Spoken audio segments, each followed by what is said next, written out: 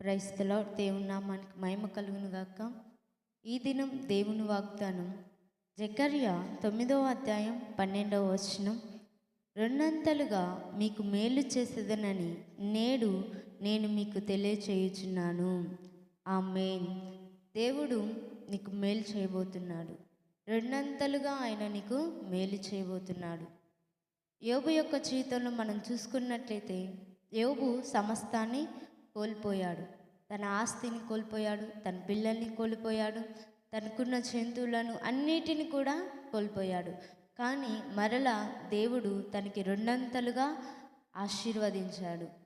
మనుషుల యొక్క సహాయం వైపు యోబు చూడలేదు, కానీ దేవుని యొక్క సహాయం వైపు చూశాడు. కాబట్టి మరలా ఆయన రెండంతలుగా పొందుకున్నాడు. మరలా తనకి దేవుడు రెండంతలుగా దయచేశాడు. కాబట్టి ఇప్పుడు నీ యొక్క జీవితంలో, నీ పిల్లల యొక్క జీవితంలో, నీ కుటుంబంలో నీవు రెండంతలుగా మేలు పొందుకోబోతున్నావు. ఆయన నీకు మేలు చేయటానికి సిద్ధంగా ఉన్నాడు. ఆయన నీకు మేలు చేయబోతున్నాడు. రెండంతలుగా ఆయన నీకు మేలు చేయబోతున్నాడు.